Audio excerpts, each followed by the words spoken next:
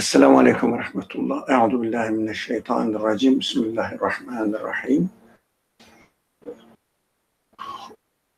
رب اشرح لي صدري ويسر لي أمري واحلل عقدة من لساني يفقه قولي واجعل لي وزيرا من أهلي هارون أخي اشدد به أزري وأشركه في أمري كي نسبحك كثيرا ونذكرك كثيرا إنك كنت بنا بصيرا.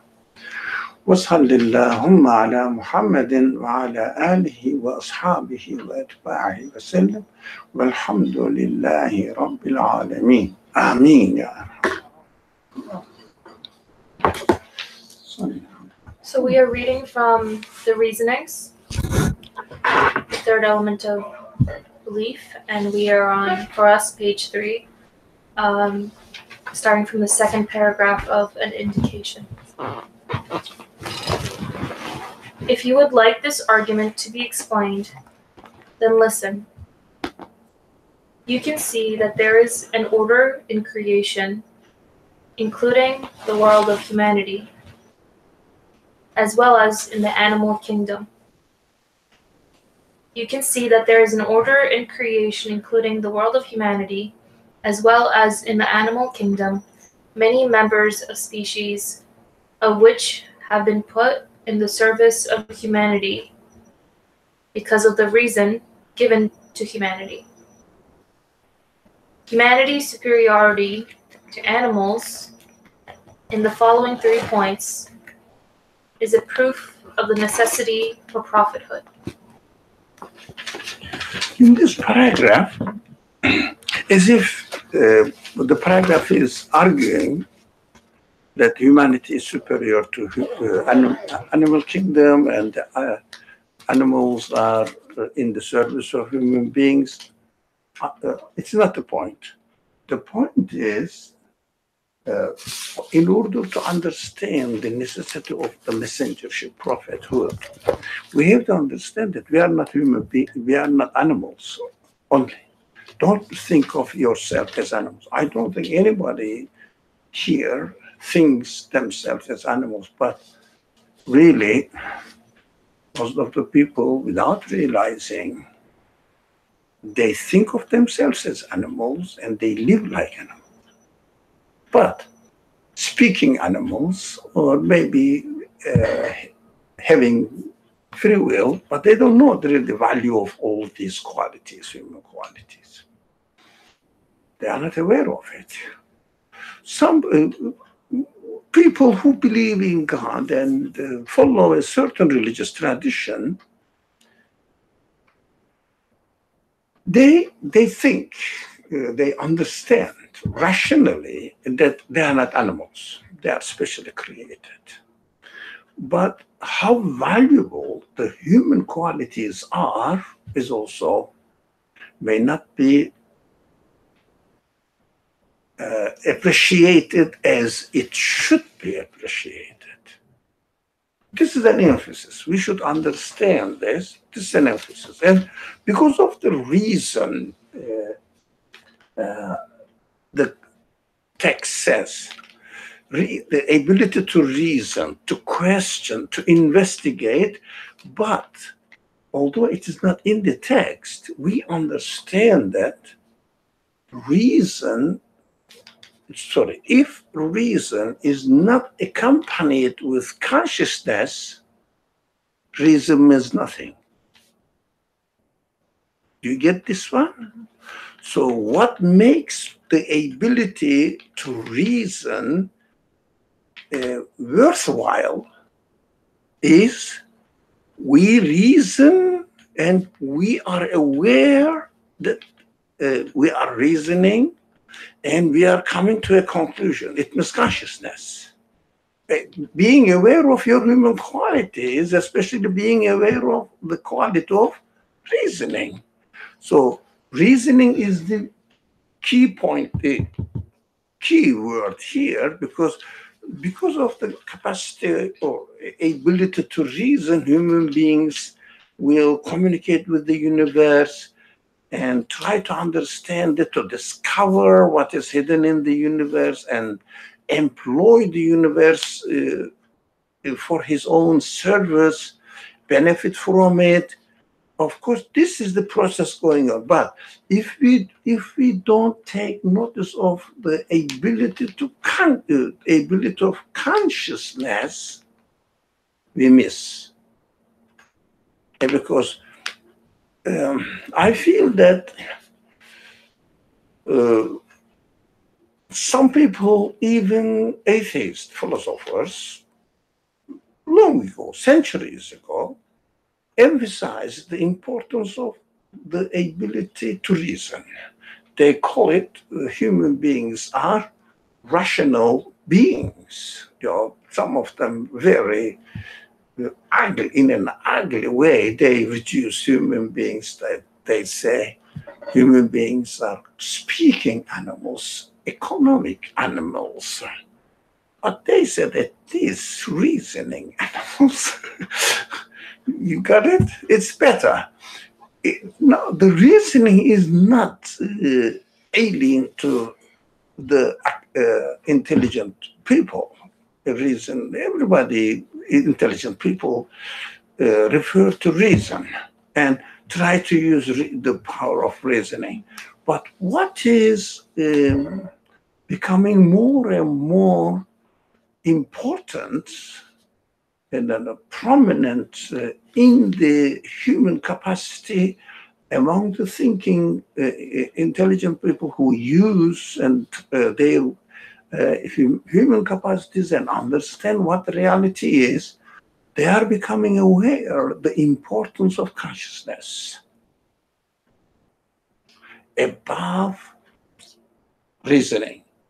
If we were not conscious, the power of reasoning wouldn't really much qualify humanity. Okay, you can reason, all right. So what? But consciousness is important. Now they are discovering this. Consciousness is much more important. Although reasoning is important, but consciousness is much more important, and trying to understand it, of course, as usual, they don't. They don't, because they want to, they reduce human beings. These are materialist philosophers, by the way. And the believing philosophers, not really thinking deeply. They just follow. So materialist philosophers try to understand consciousness in terms of matter. As some people reduce the power of listening to brain activity, right? Now they want to reduce the consciousness to something related to a material side of human beings. They are trying to do that, but there is no sign whatsoever. But there are also many human qualities that you don't have any connection. For example, yes, our typical example is this. We have to know that. That's why I keep repeating this.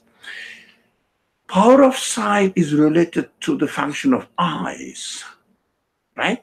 Now, the materialist people are happy because they will reduce the power of sight to the function of eyes. Do you understand? They do.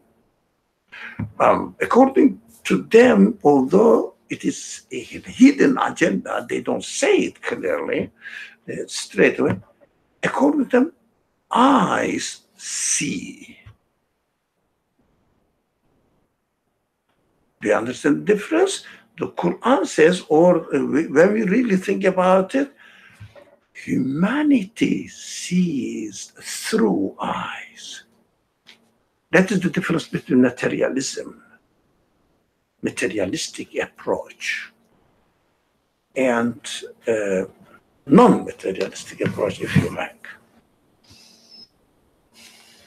But there are lots of human qualities, many human qualities. The most prominent of all these qualities are, as examples, loving, excited, getting excited, expectations, fears, worries,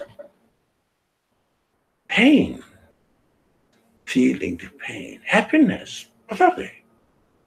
the data came. No one can, although we experience them, we are sure of their existence, but no one can refer them to a material thing like power of hearing and the ears. Right? So consciousness is that kind.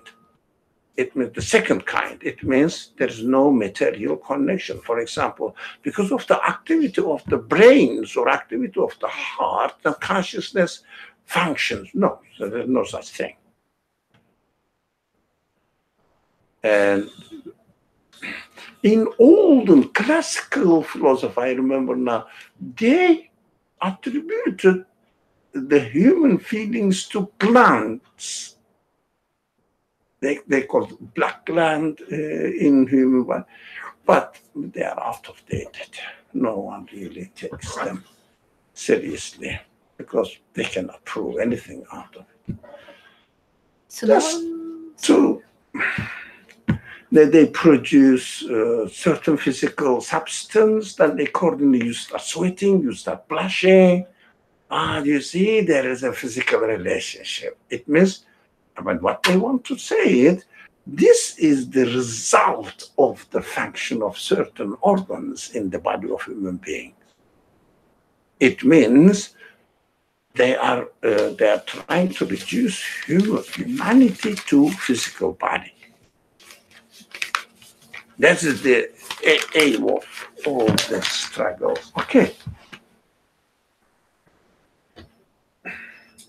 Now we will see why the prophethood is necessary.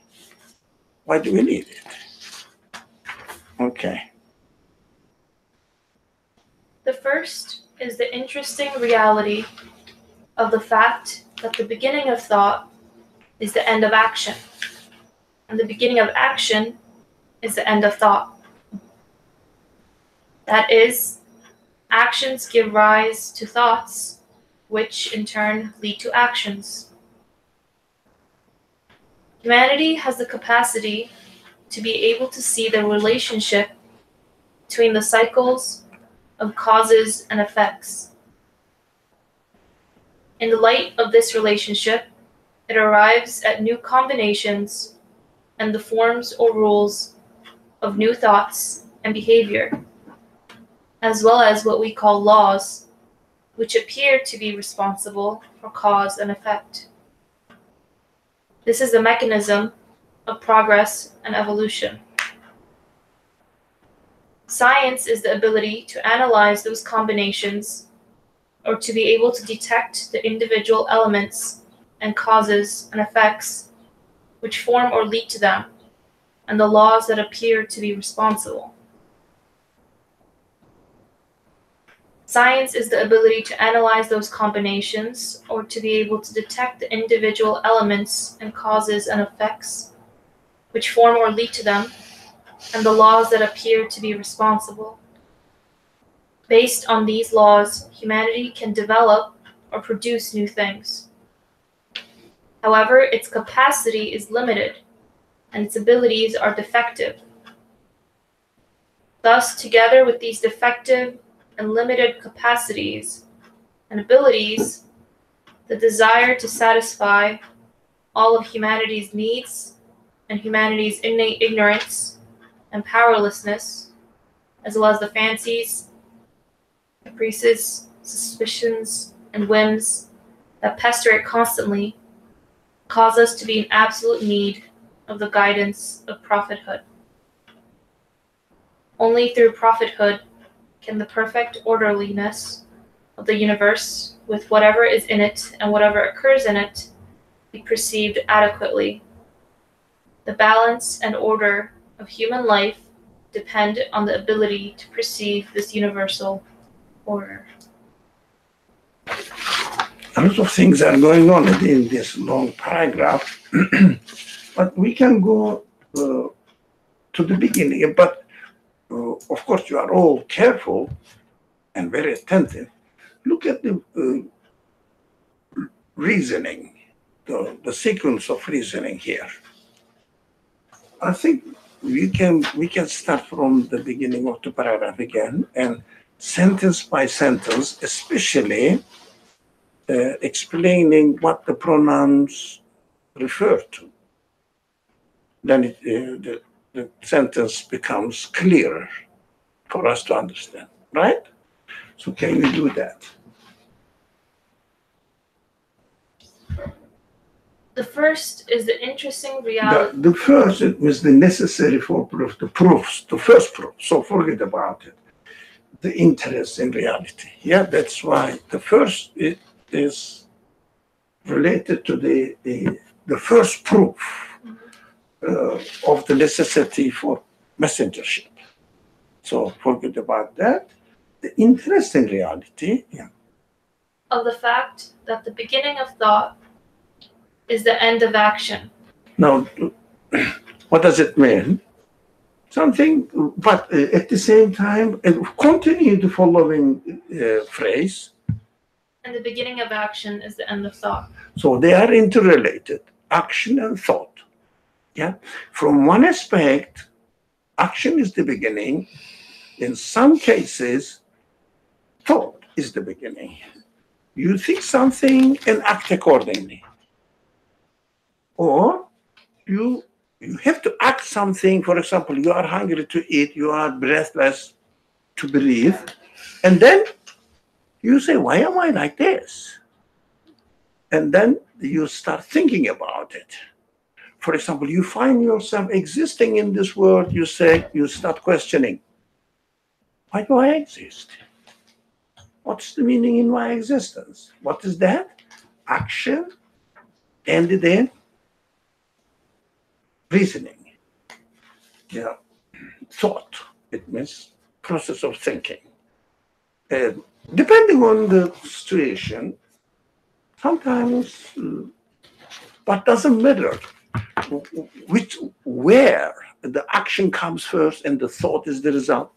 It's not important. But there is a relationship between action and thought. It means reasoning.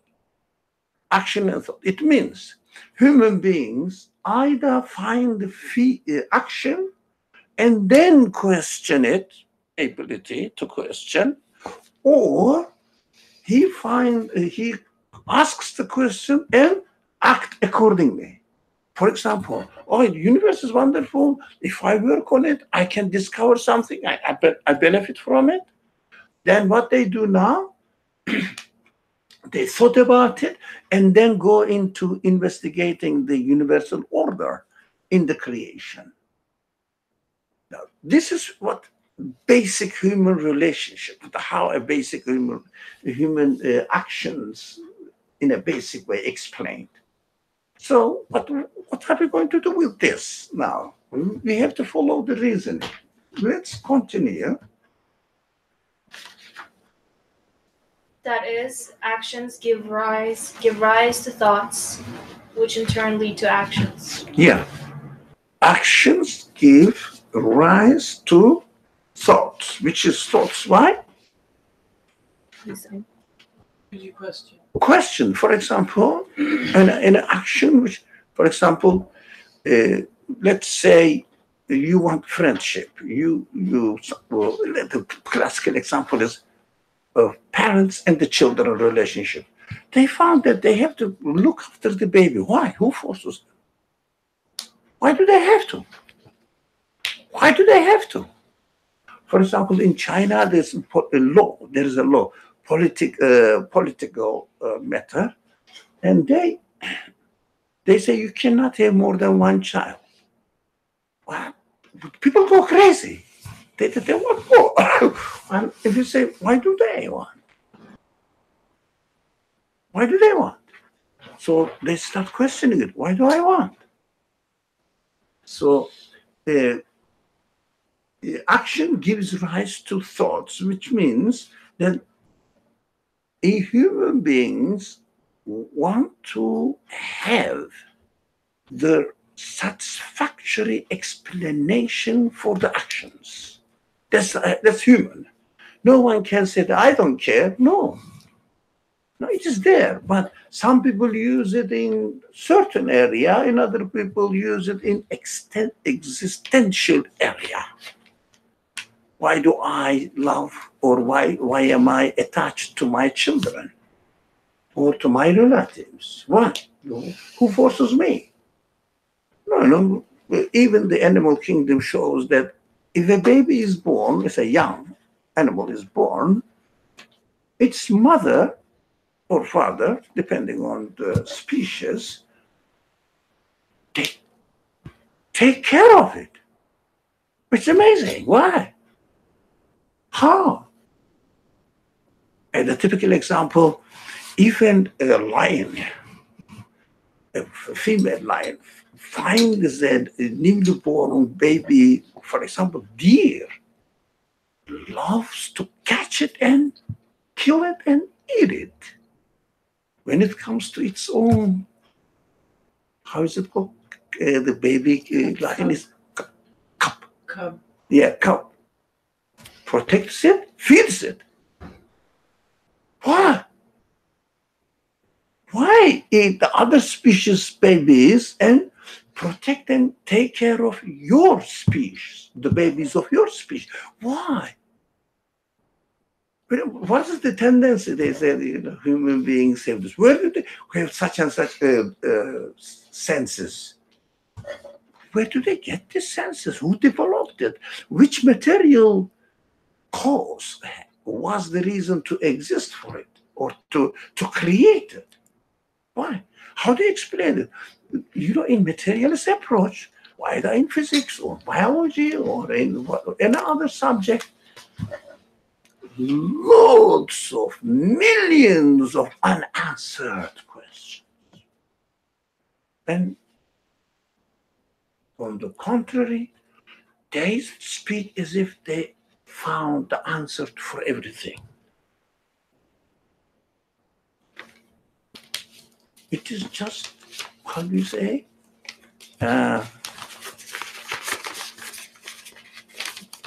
brainwashing, but yeah, I'm trying to remember the word.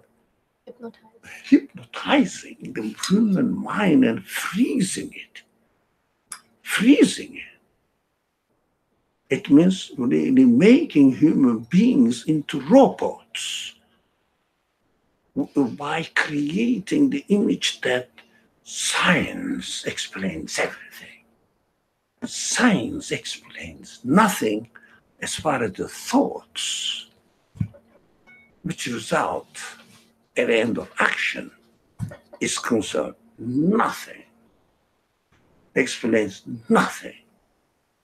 But after when you ask the question, how come it happens? What is the source of its existence? But don't ask the question how the machine works. Well, you can investigate it and find out what is the source of the existence of this system. Source of existence. Never forget this word. Source of existence of this phenomenon. No answer. It happened. Can it happen by chance that every animal takes care of their babies, including human beings? No, unconditionally. Why? No answer. How? No answer. You understand that?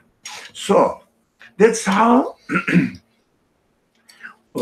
searching for satisfaction. Human beings search for an answer to their questions, which they ask the questions and get satisfied with the answer.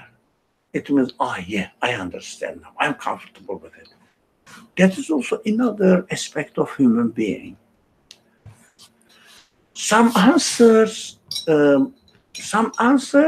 may be a source of satisfaction. Some answers may not be.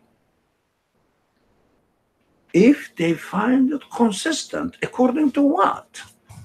Consistent. According to what? Who will answer this question? They look for consistency in the answer and the relationship between the question and the answer. according to what they look for consistency. Fitrat, nature. Sorry? Your own nature. Yeah. You must be comfortable within yourself.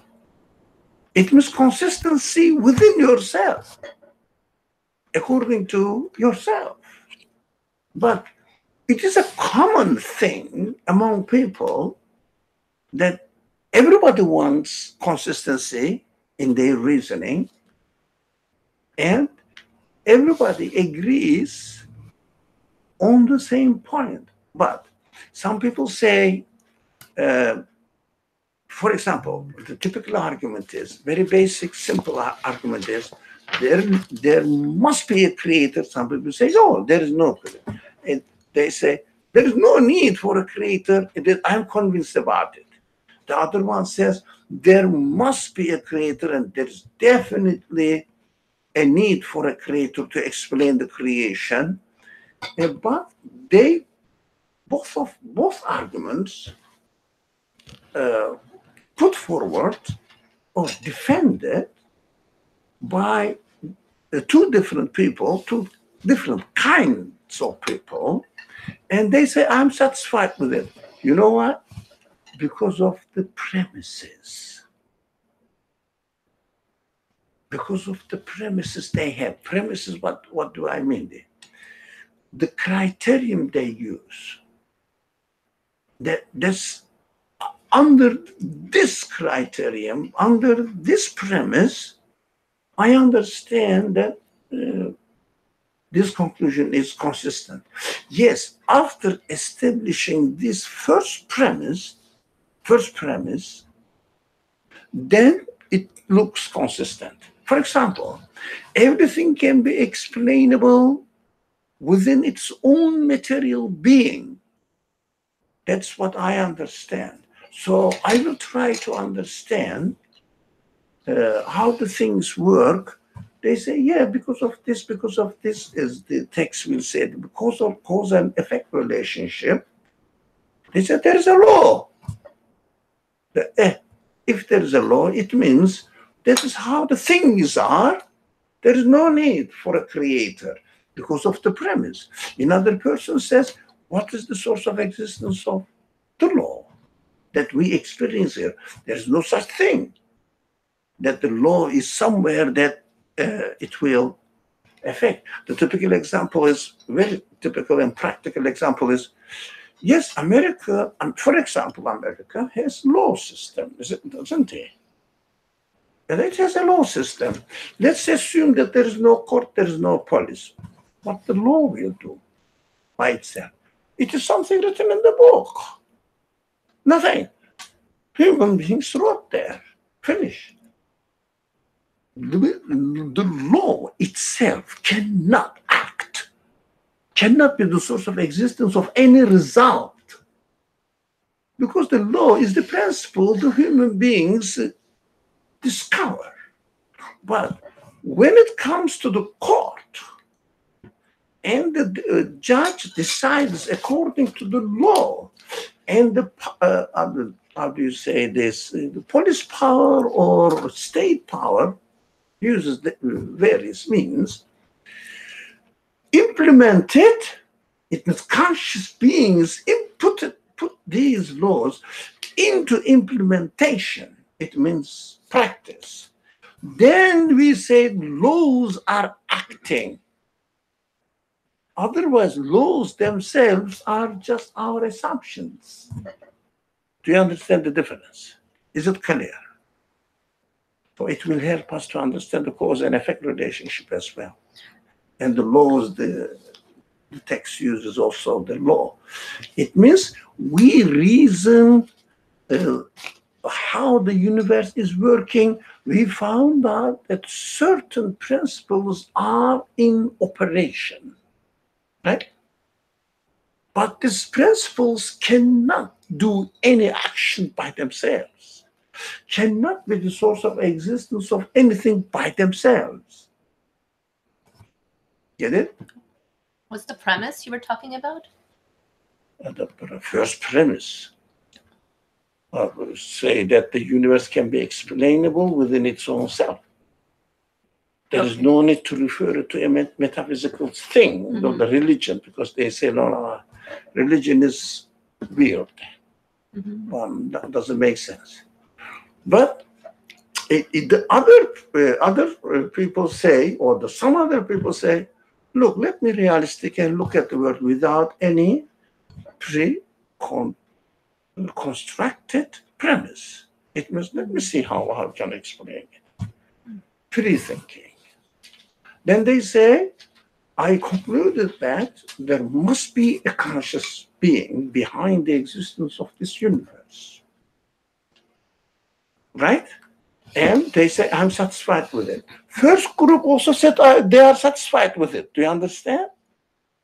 The human satisfaction.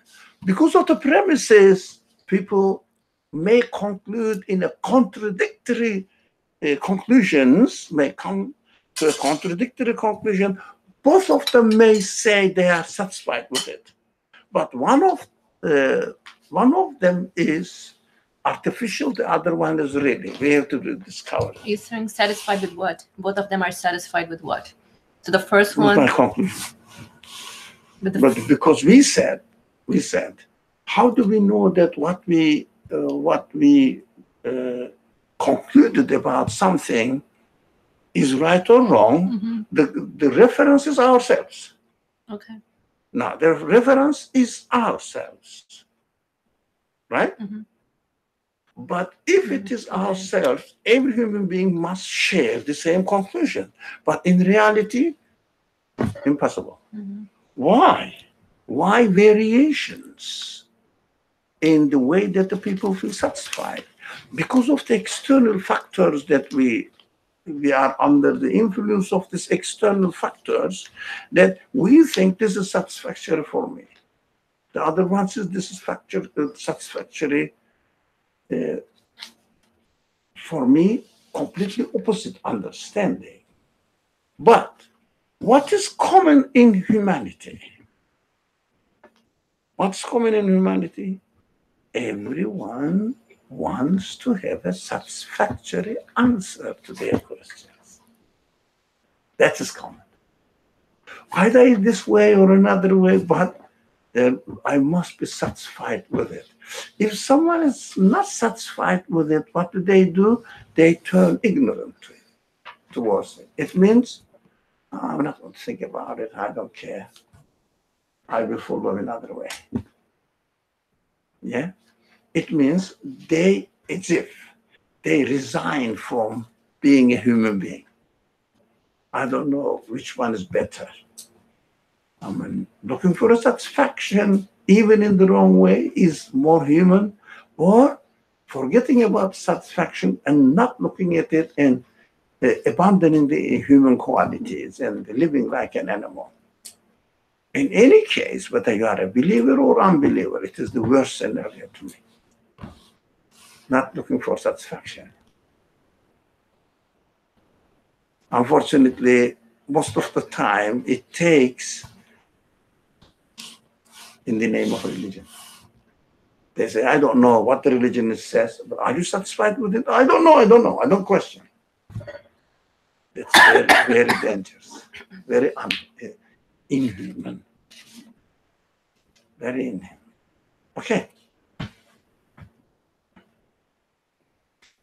Humanity has the capacity to be able to see the relationship between the cycles of causes and effects. This is what? Actions, eh? Now, we have the capacity to see. No. We are doing this one and something happens. That's how the things are happening, right? It's very, very human. Yeah.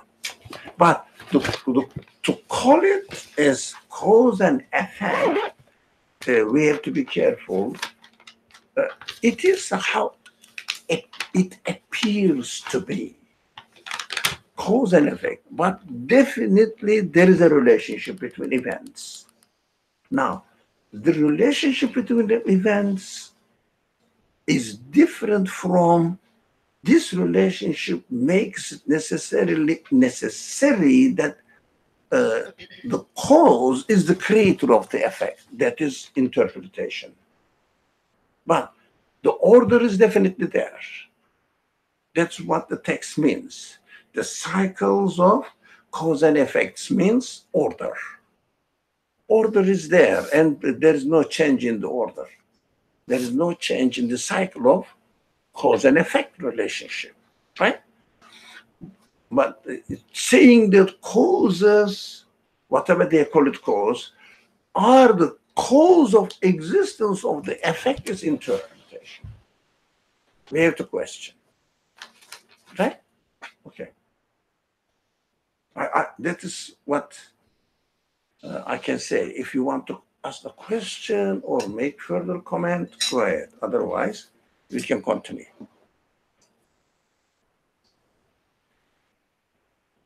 So in this, like, as from our perspective, we think that, you know, cause and effect is some sort of like one after the other, but essentially it appears to us that it's one after the other, but essentially they're both parallel. The parallel existence, yeah, because the whole order of the universe receives its existence at the same time. But when we study it, we can see a relationship within the order, within the elements of the order. That's what we see in action. And then we have to question whether can it be the reason or the cause for the existence of the effect. That's open question. We shouldn't be prejudiced like the materialist people, because they call it cause and effect, the relationship. They speak as if it is the cause of existence of the effect. They are tricky people, really. But of course, the normal human being with no prejudice, open-minded, free-thinking human being, critically thinking human being, asks the question, can it be the really cause of existence of the effect? Investigate it, look at the qualities on the effect, and see whether the cause, whatever we call it cause, can be the source of existence of these qualities. Ask them. It's very simple, very simple. But materialists, philosophers, or materialist way of thinking, never question this. What they do, they play trick. They use the word cause. Yeah, I say, yeah, it is a cause, yeah. Because of the wind, the move, the branches of the tree is moving. I say them, there's a relationship. If there was no wind, the branches of the tree wouldn't move. It's obvious. Yeah. So we call it cause and effect. But can it be the source of existence of this new order? Needs investigation. Needs. Okay. Yeah, let me think on that. Go ahead. Okay. I think, yeah, the point that you're mentioning about the relationship between things that we observe, so the air and the movement of the leaves, definitely there's a relationship, but then because knowing that everything is continuously coming into existence, so it's really finding the cause of existence of everything that you are interacting with. That's, like, I guess that's what matters. I mean, that's what you should be looking at. The source of existence. This is this expression, source of existence, must be employed everywhere. Now, so source of existence of wind or the motion of air molecules, source of existence of motion of air molecules, source of existence of heat, energy, source of existence of the movement. Yeah, source of existence, you definitely realize that the order, whole universe, is perfectly within an order, but the source of existence of anything in the universe cannot be the source of existence of anything else. That's what actually all the prophetic message is based on. Nothing in the universe can be divine. It means source of existence. Nothing can be the source of existence of anything. So all revelation emphasizes on this. There is a conscious being who put this order in action as we experience it. And it is perfectly arranged, consciously arranged, consciously, with wisdom, knowingly. These are the signs, obvious. So would it be fair to say that for me, as far as the relationship between creation is concerned, what I observe, for me it seems like a cause and effect relationship, but in reality, if I'm questioning, like you said, the source of existence of each phenomenon, then there's no such thing as cause and effect, because everything is just coming right now into existence. So the cause and effect relationship changes its meaning, not the cause of existence, but within the order, because of this, the relationship between two elements. It is always like this, and we see that, okay, the order is taking place always as we observe, but changing, but orderliness never changes. Never forget this element also. The order changes every moment, but orderliness never changes. It means conscious source of existence of the order, consciously arranging the universe in a way that we can say this source of existence must be absolute. That's how we reach the concept of God, the creator. Must be absolute, because if it wasn't absolute, it's impossible to explain the order, existence of the order.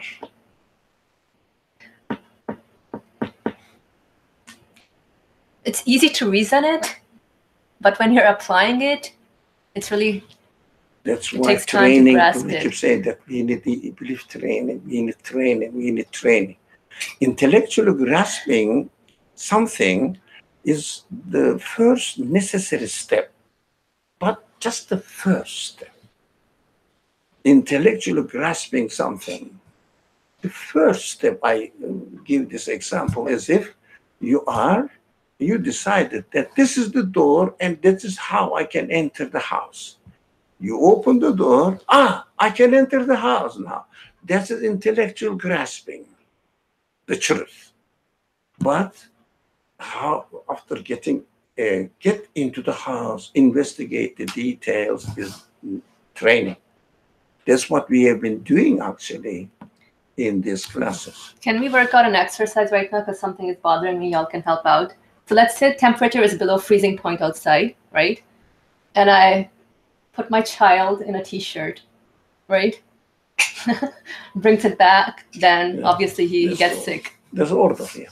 He gets sick. That's the order, yeah. So the temperature, it was so cold outside that caused him illness. No, there's an order. Okay. If you do this, the result will be that. The order never changes. Temperature cannot be the source of existence of the pneumonia in the lungs of the children. That's the order. That's how human body works, is created within an order. But we know that within this order, there is a relationship between, for example, being for a long time under a cold weather may result in, but cold weather cannot create the pneumonia disease, because the coldness is nothing, just what we experienced about that. It doesn't have a conscience. It doesn't come and act something, does something consciously, prefer something, no will, no power. But it has to happen as it is created. Pneumonia also has to happen as it is created, because pneumonia is subject to the order. Cold weather is subject to the order as well. Both of them are subject to something else. No one can act freely and choose as they want.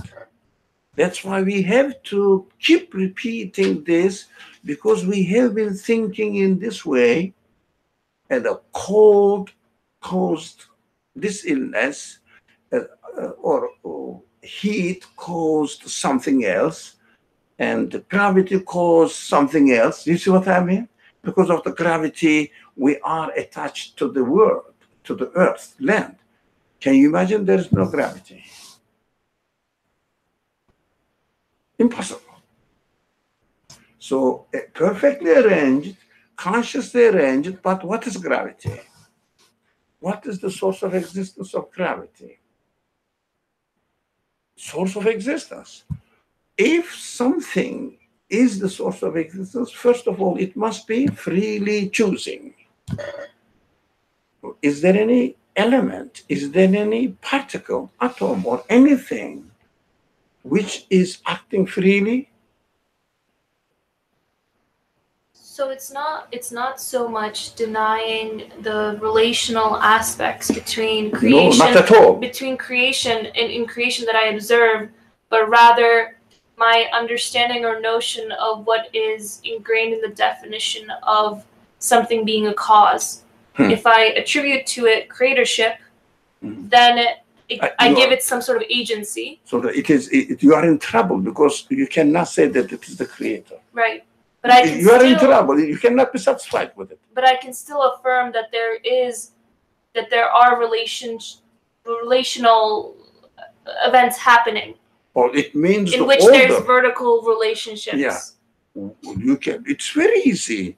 I think I'm just interfering into your comment. It's very easy. Order has been established in this way. That's why we have to be as we are.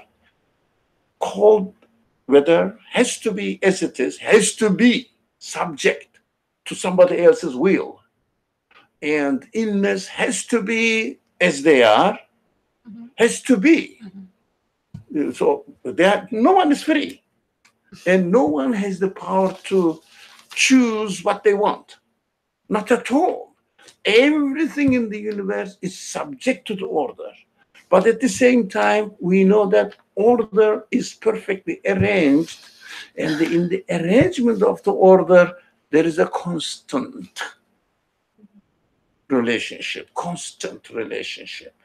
But there is no necessary guarantee that the order would always continue as it is.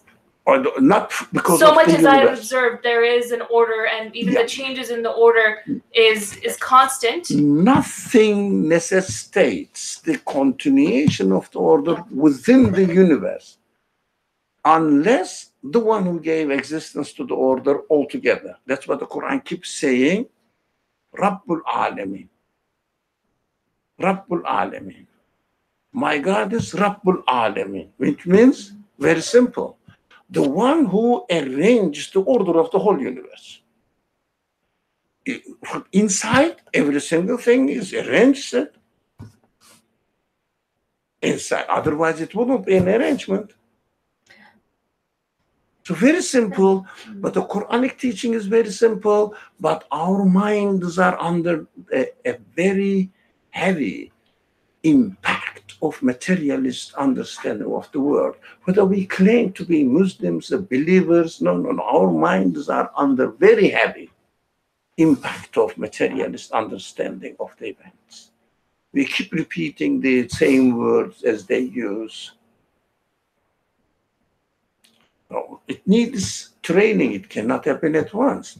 Every day we have to give another example, yet another example, yet another example, to get rid of this prejudice or indoctrination.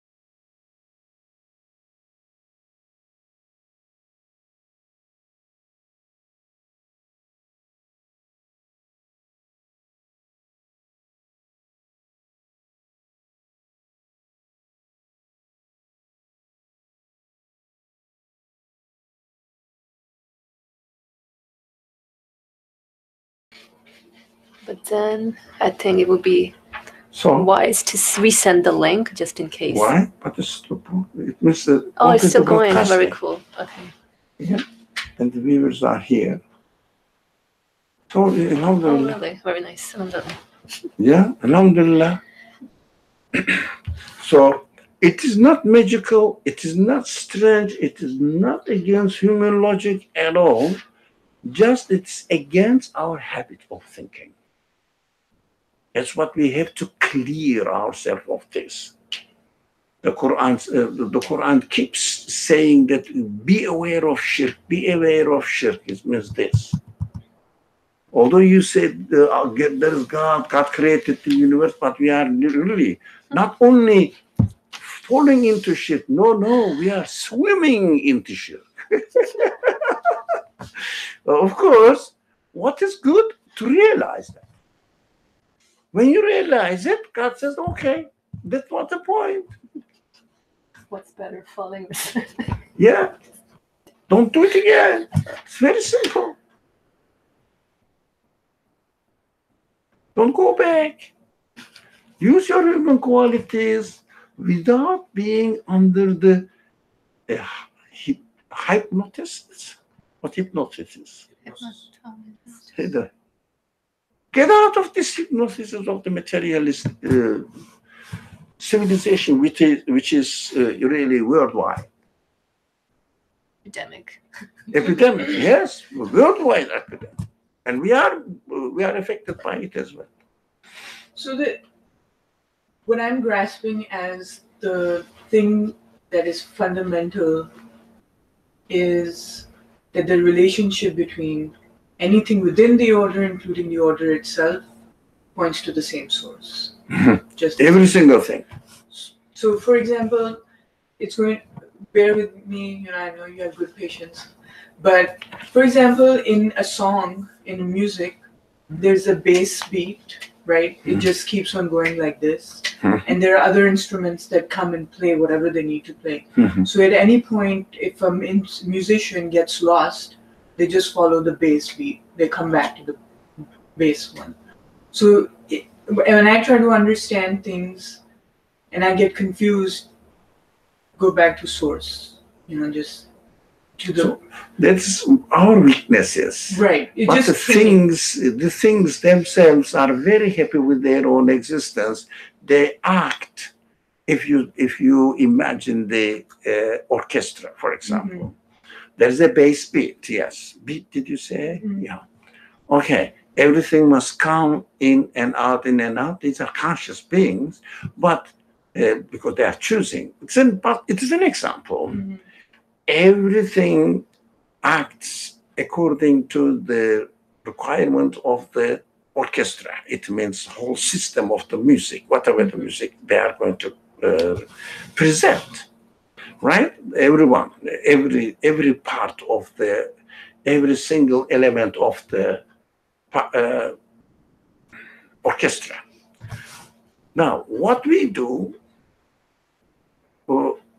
we think that they are acting, the elements of the universe, acting actively and being the cause of their effects. That's what our minds always work like that. But in fact, it is not difficult at all to get out of this abyss, or whatever you call them, this false understanding. It's really just a question. Can it be the source of existence of its effect? Does it have a free choice? Don't I see that they are subject to the order? They have no free choice. They have to be as they are given existence by something else. They have no choice. They have no power. They have no knowledge. Especially the choice. They can't. They have no choice. No one can say, it is very fundamental, that's why I keep repeating it. No one can say that there is an atom which is acting on its own desire, or on its own choice. Impossible. They have to follow the order. They are subject to the order. But the order is so that definitely it needs for any human consciousness a conscious maker or creator who gave existence to the order with its all parts together. Consciously. Which kind of maker it is, I cannot imagine, because it must be absolute. Oh, I see what's going on now. Sorry? Sorry, I see what's going on now. Yeah, With it's this cause very, and effect. very obvious. So we say this definitely every single thing is the choice or coming into existence as a result of the choice decided by the one who created the whole universe. And we call it, to make the clear and also in accordance with the Quranic teaching, everything comes into existence as the creator of the existence wills. So simple. Everything. But there is an order in his will. Yeah, I can search the order and find out what he wills. Now, I'm giving the freedom to do that, but I am finding out the manifested will of the creator. I have to be aware of it. Nothing more. So it's not very difficult, not complicated at all. It's not actually. Yeah. So can I give another example, or just walk through another example to make sure that I've understood it correctly? So if I have a candle with a flame, the heat from the flame does not know the material, what the wax of the candle is made out of, right? It doesn't have a consciousness. It's not even aware of the fact that the wax is there. Yeah, obvious, yeah. So the changing of the wax from like a solid form to a liquid form, or the change of creation of that wax, cannot be attributed necessarily to the heat that the flame is not even conscious of it emitting from itself. So because it has to follow the order. Yeah, it's a perfect reason. It's so simple, isn't it? So What's so perfect reason? what I can extract from this is that then the heat is not from the flame, nor is the melting from the heat as well. And what I observe is just the manifestation of the will of the existence, the source of existence of these things. Yeah. The manifestation of the will of the source of existence of this event. It is a long sentence, but it is a very simple. Tell your science teacher and you'll get a 0. Yeah. That's what the Quran teaches. Now think of this way, but he puts it, the Quran, it puts it in a simple term. Think about the whole existence of the universe, how it came into existence, and then go into the details, because when the Quran gives examples, it is so interesting that it starts from the general appearance of the universe. It says, إِنَّ فِي خَلْقِ السَّمَاوَاتِ وَالْأَرْضِ وَاخْتِلَافِ اللَّيْلِ وَالنَّهَارِ. It means the whole universe and the time dimension. Daytime, it means day, night. It means continues to exist because the will of the Creator is this. And then says, the Quran in the follows, in the same verses, رَبَّنَا مَا خَلَقْتَ هَذَا بَاطِلًا. And he uses a singular form. First, everything is included, and then in the following phrase it says, "Oh my Lord, I understand you have not created this for nothing." Not all the universe, but some people, because they didn't appreciate the importance of the whole universe and every single being, what they say, this means the whole universe. Doesn't necessarily should be. We have to understand that whatever I say, whatever I see, this is not for nothing. This is a sign to the absolute qualities of its creator. Very simple. Yeah, I think it's just like bearing in mind that there is an order in creation and that's it. And it's everything within the order is coming into existence simultaneously with the order, and then that's it. You can we stack to the word source of existence. Never forget existence, because materialists never talk about the existence because they have no answer. But they say that is the order, how the things are happening, and how about the existence? They never go there because they have no answer. Okay, I think we can continue if you like. In the light of this relationship, the relationship between events, it, as in humanity, arrives at new combinations and the forms or rules of new thoughts and behavior, as well as what we call laws, which appear to be responsible for cause and effect. I think it refers to the relationship, don't you? I mean, you are much Which better. one? The it? Yeah, in the light of this relationship. It, I think, is humanity, is humans. But it arrives at a new combination and the forms of rules of So new after thoughts and behavior. I say thoughts and behavior. Yeah. After I experience different events happening. As I tell. Yeah. Your English is better. Not better. We cannot compare it with my English. It refers to humanity, yes. Humanity, human qualities. Yeah. Humanity, yeah. Continue. Arrives at new combinations and the forms or rules of new thoughts and behavior. Yeah, thoughts and behavior. It means, what did he say at the beginning? Action is the beginning of thought. Or, in some cases, the thought is the beginning of action. Now, when the humanity sees the relationship with the action, and it starts thinking about it, right? He has the ability to think about it. When they think about it, what do they conclude? They arrive at what? They arrive at the new combinations and the forms of rules of new thoughts and behavior. Oh, this is because of this is because of this. They continue. Yeah. As well as what we call laws, which appear to be responsible for cause and effect. Yeah. Within the order, it seems to be, if I press this key, the change of the screen will show something else. It doesn't mean that the key is created. This key is the source of existence of that. It is how it is made. Because this key has no conscience, no choice, nothing. It's obvious.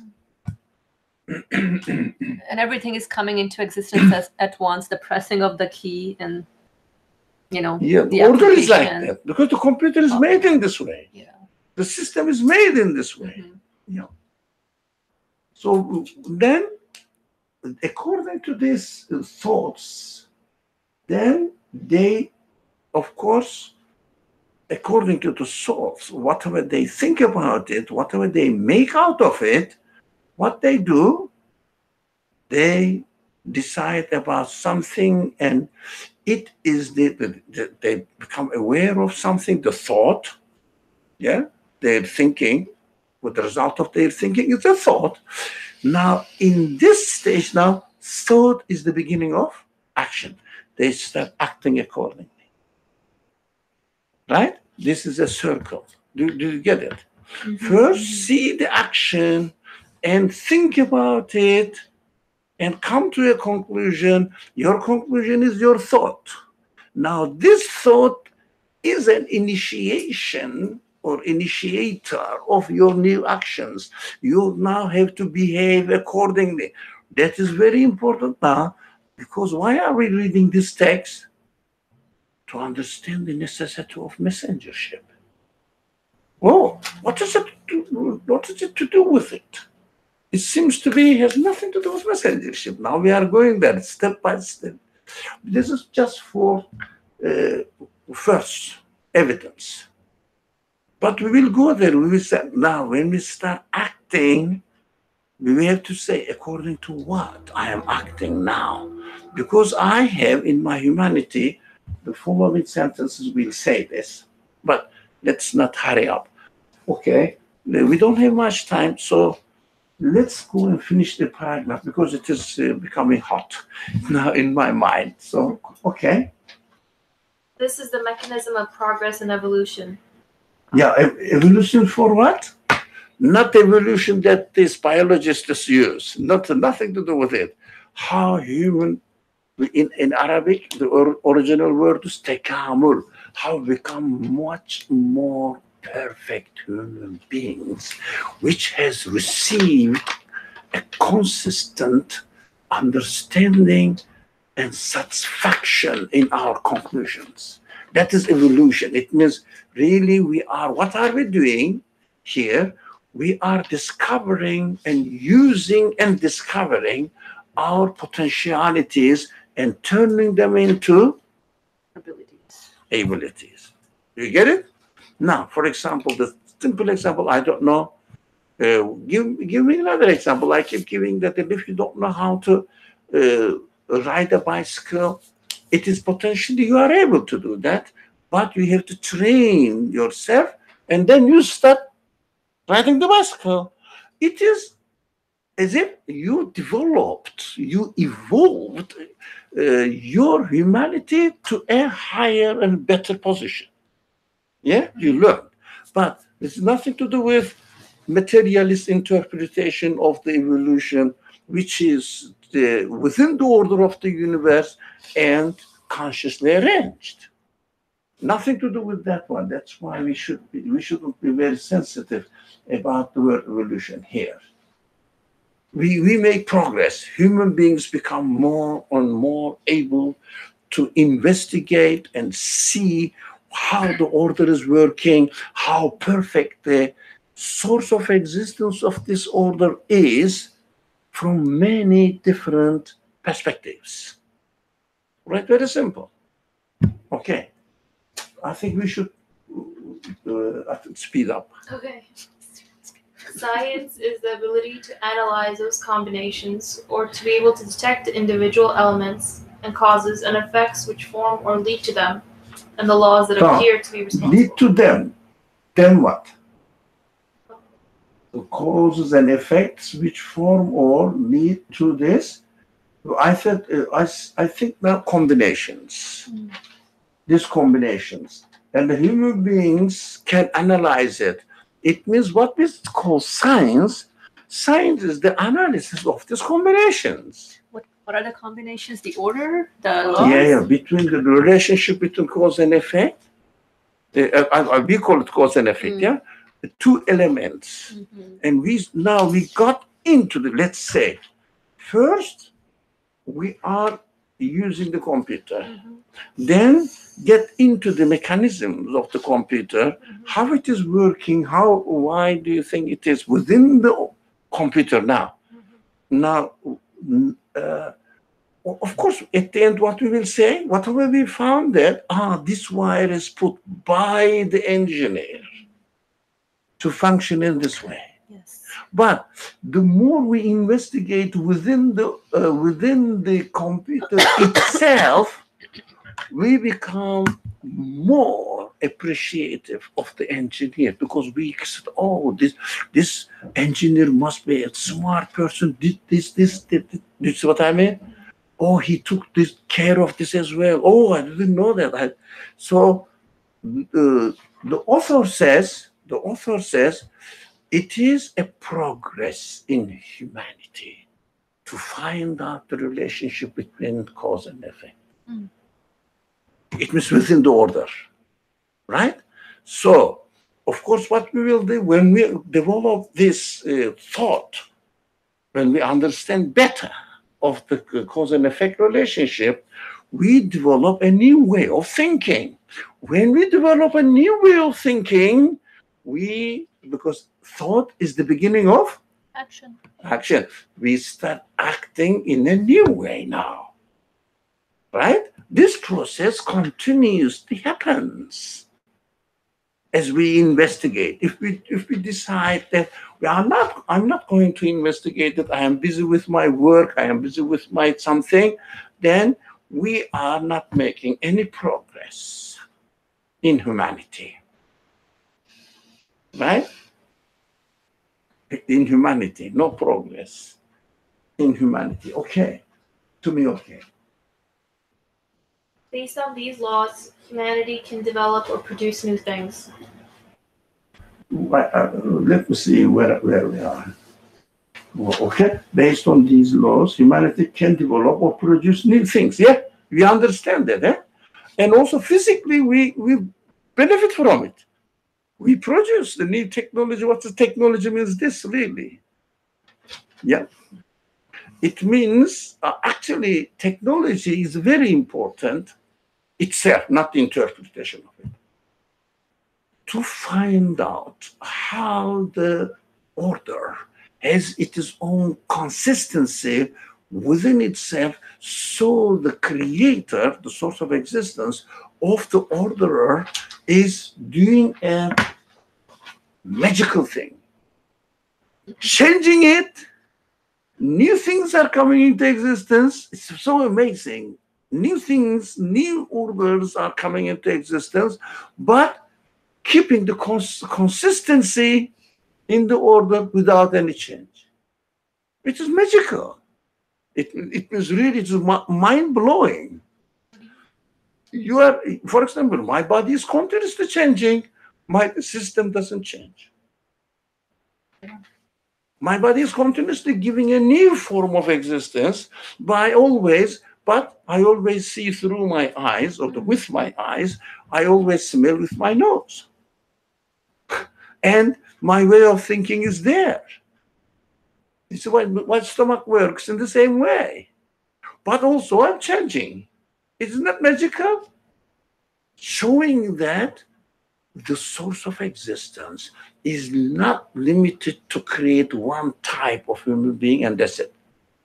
No. Absolute. That's why we say absolute. Continuously changing. It's not limited at all. Limited with nothing.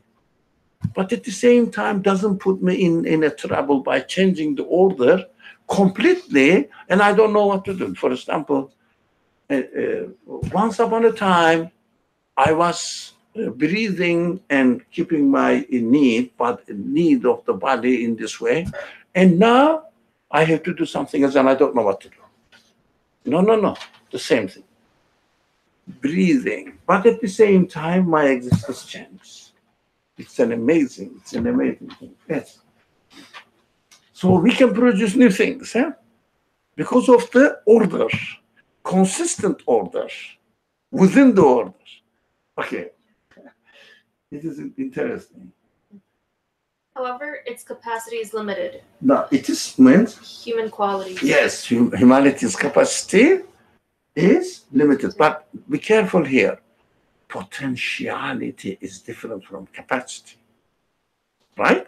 Potentially, we are not limited, but how much we can turn this potentiality into ability is limited. We can do 1, 2, 3, 5, 10, 100 and finish, and end of the line, right? And also, for the capacity means, for example, the potentialities are like the potentiality of a seed, right?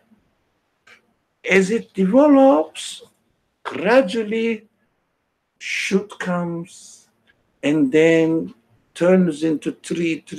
After 5, 10 years later, it becomes a full tree, right? But human beings' capacity has at every stage a limited form. It is a newly raising shoot, and then a little bit, I don't know how we call them, grown.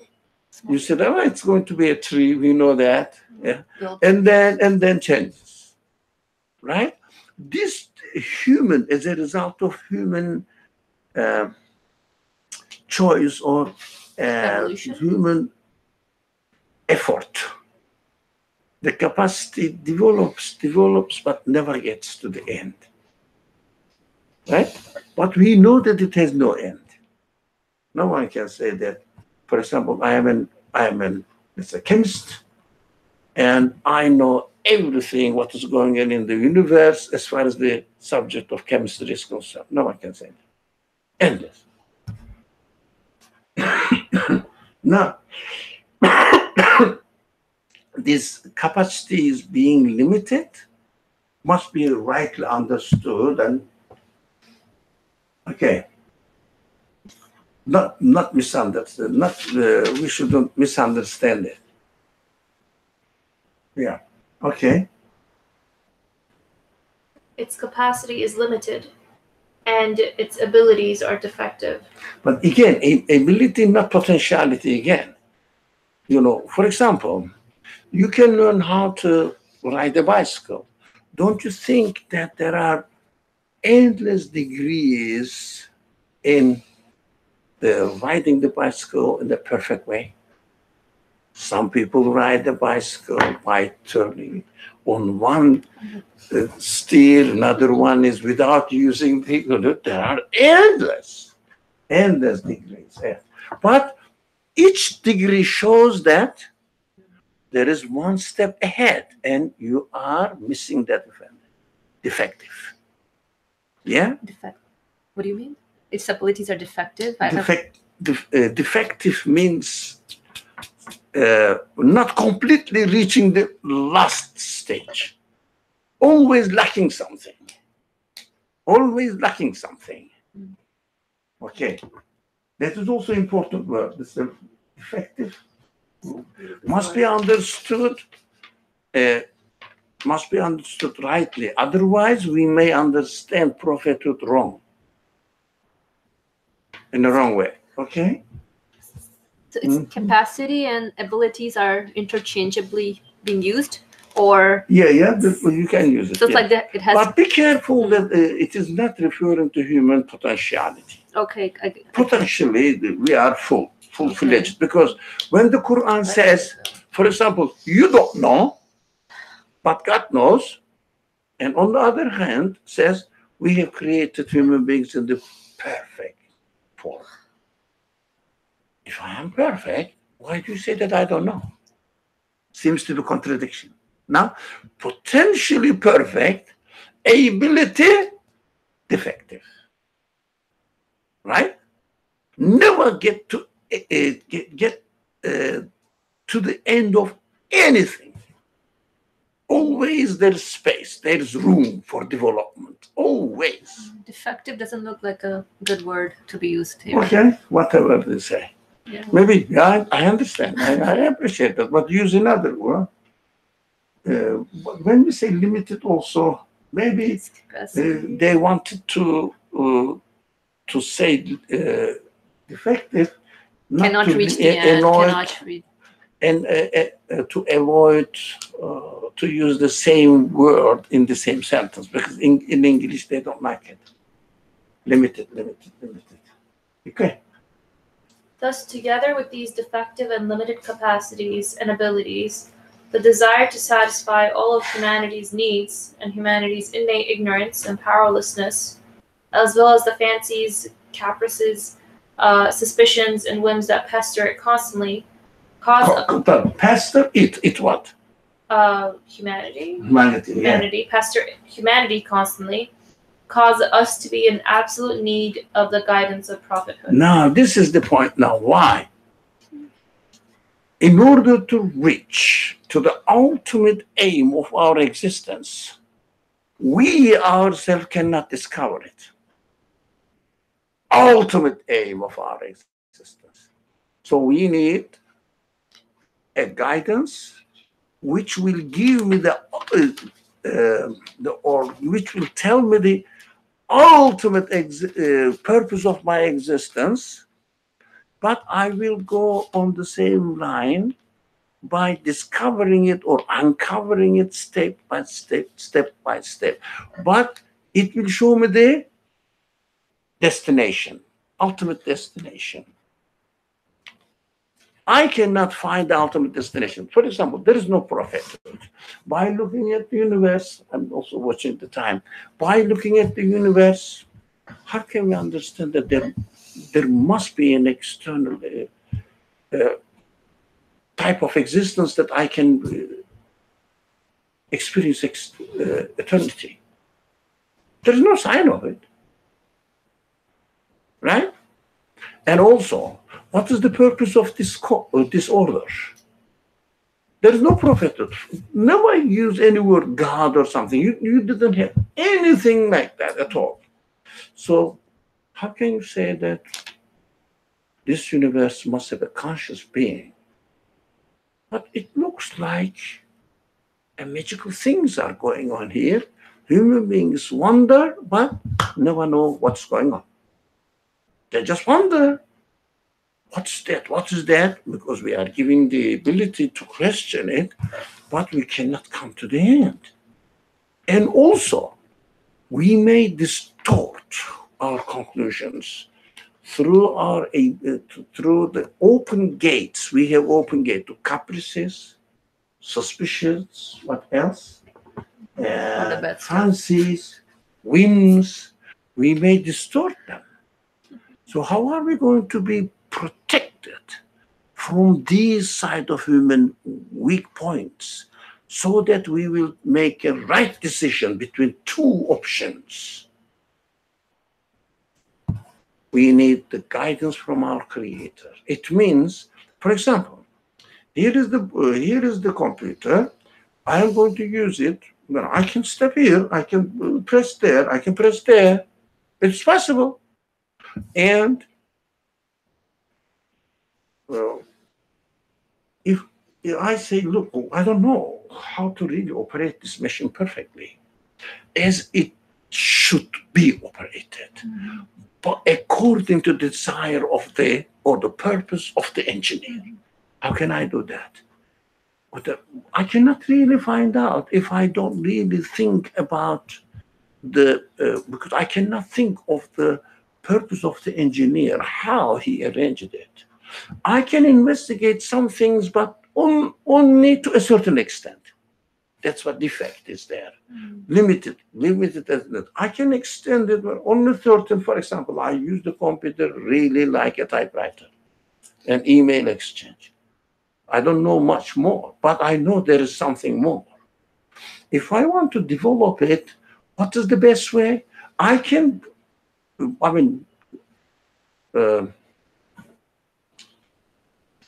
and what? Trial and error? Trial and error.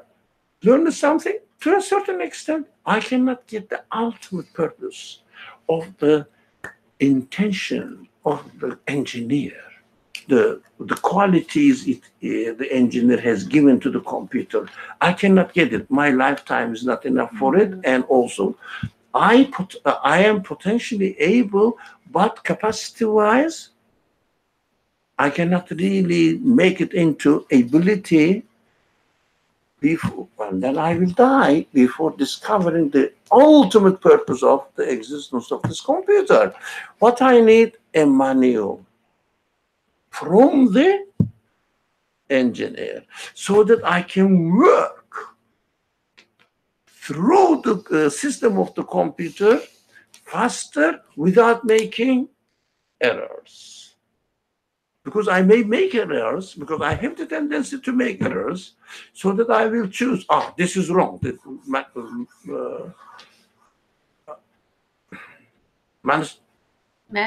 Manual tells me don't do that.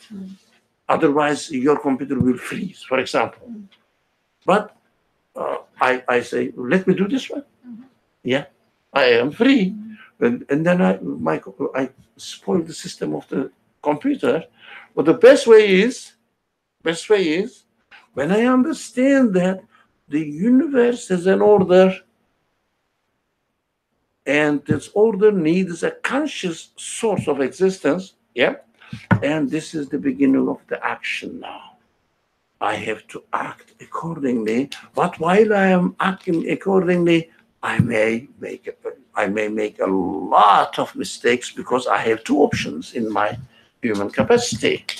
so that I will choose what's right, what's wrong, and between right and wrong.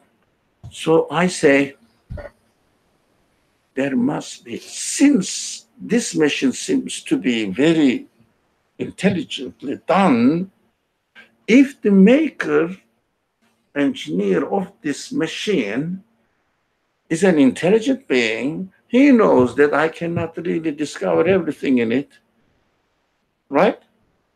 And he must help me without making errors, how to get to the ultimate purpose, how to reach the ultimate purpose of the existence of this machine. So prophethood, messengership means the Creator's help is needed.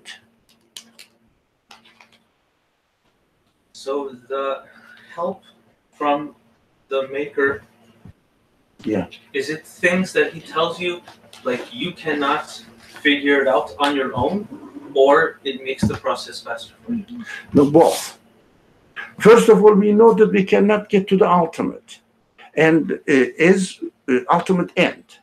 Yes, ultimate purpose of existence. We cannot fulfill it.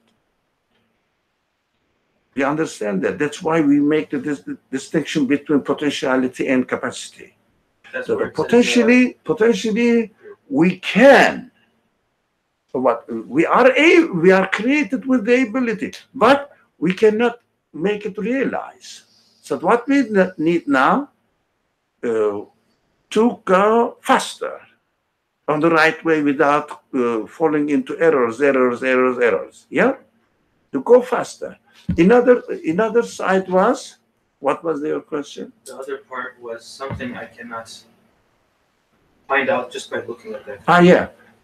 Trial and error. You cannot Because I have been created in such a way that I have whims, caprices, etc. I may confuse, I may correct. So I must need a red line. When I do something wrong, the maker will say, hey, if you keep pressing on this key, it will crash your computer. Do you understand? I can do that. So in both sides, not only making the progress faster, but at the same time, not falling into mistakes and maybe losing myself in the mistakes to protect me all wrong things, or how do you say, doing something wrong. So I need a prospectus manual from the maker, and that means guide from the maker. Everything, even the simplest machine you have even, for example, the very simple ready food. They give the instruction how to heat it. Why? Well, I may make a mistake. And why should I waste my time? Nobody reads that. What? Sorry? Nobody reads that anyways. No, if something is new, I read it. Because it's the first time I read it, how to heat the ready food. I don't buy ready food, by the way. But if there is something there, then everything is instruction. There is an instruction here. Why? We need it from the producer. That's how we are. So why shouldn't we need an instruction from the producer of this universe and me? I need it. That's the first reason why we need the prophethood. Why the prophethood, the institution of prophethood is needed. You get it? So in a way, the unlimited potentiality also points to the need for guidance. Yeah, in some requires it. I want to go faster. I shouldn't go into mistakes and burn the food. The instruction, that's why it's so when you learn, but how many food then packages of foods you spoil. But after 10 you learn, but also faster, not only faster, but also go further. But it was a good point. Potentiality requires go further and further and faster and faster. And that's potentiality. But practically, we cannot do that ourselves. We can learn by making lots of errors, but at the end, the machine may be totally broken, Burned. burn or broke down. Right? Without guidance, There's no the life will be very difficult. All right? Okay. I think let's finish the paragraph because that was the point actually of the paragraph. Okay? Only through prophethood can the perfect orderliness of the universe, with whatever is in it and whatever occurs in it, be perceived adequately. Yes, do you understand now? That's what we did, we actually covered. That is, if you get the instruction how to even the simplest thing, right? For example, that there are two elements. When you want to eat it, how do you combine them? Yeah, for example, making the brownie, there's a box. On the box, there's an instruction. Put this amount of water, this amount of eggs, this amount of oil, and heat it for this amount of time, and at this degree, oven degree, yeah, heat. And when you follow it, without burning any brownie, you can do it. Because the manufacturer of this brownie powder knows that I need guidance. Without guidance, yeah, I can really spoil 10, 20 boxes of brownie powder and learn something not sure. But human potentiality, it was a good point, human potentiality urges me to do it without any following any mistake. And why not? This brownie is prepared by someone who knows that I'm going to use it and I don't know. I need to discover it and it takes time. Then I say, why don't you write an instruction on it? Right? So when we look at the universe, we say that, oh, there's everything is meaningful, purposeful, whatever, a conscious being arranged all this. What is conscious being? Why don't you give me an instruction how to use it? Right? But I am able to understand all the instructions given to me. Potentially, I am able. Yeah? Potentially, nothing is new to me. Potentially. But capacity-wise, I need it. Do you see what I mean? That's why, from one aspect, Revelation doesn't bring any new extra information because all the prospectus or the manual book tells me what is already in the machine. Nothing extra. But at the same time, manual book, I need it. That's what we have to understand. Yeah? When the prophet comes, don't you understand what the prophet says? You are able to understand it. Message always says this. You can understand it if only you have a good intention. They call it taqwa. Yeah? You can understand it. One may say, since I can understand it, why do you tell me that? Let me discover it. No, it's an help. Yeah? It's an help. Nothing extra, but I need it. This is what I mean. Because this transfer, we have to this example, the bicycle example, is very important, very essential. We should never forget that. We should keep repeating this kind of examples. I am potentially able to ride the bicycle, but if I don't try this way, that way, I don't develop the ability. Do you understand? But I have the potentiality, but I don't. Somebody must teach me how to turn this potentiality into capacity. That's what we need. Instruction. And its instruction makes our life easy and also makes the journey of life going faster, making progress faster, and safer. Right? Sirat al-Mustaqim means this. Quran teaches the straight path. It means straight path to the purpose, ultimate purpose. I think it's all, we can also understand it like, you know, how in a subject matter, sometimes you hire a tutor to help you speed up the learning process. Yeah, it's the same thing. So It's the the same same thing. But at the same time, at the end of the day, I am going to learn Right. it with my potentiality. Mhm. It's within my potentiality. The tutor helps me to Mhm. discover it. Mhm. Okay, let's finish it. The balance and order of human life depend on the ability to perceive this universal order. Universal order, perfect orderliness, yeah, in the universe.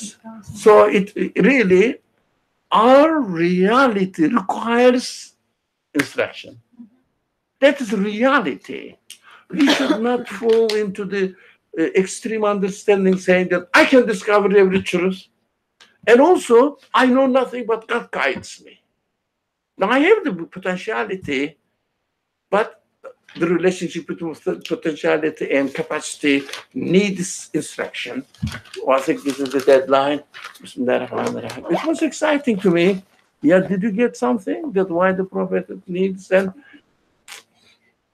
it is very rationally convincing. The author is a great man. You know, he doesn't say that God says this. Oh, we are Muslims. We believe in the Quran. It's ridiculous claims. But it is convincing, starting from step by step reasoning and coming to the end. And say that, oh, I am convinced. You know, satisfaction was the human common denominator. Huh? So we are satisfied. Inshallah, I am. بسم الله الرحمن الرحيم سبحانك لا علم لنا إلا ما علمتنا إنك أنت العليم الحكيم وآخر دعواهم الحمد لله رب العالمين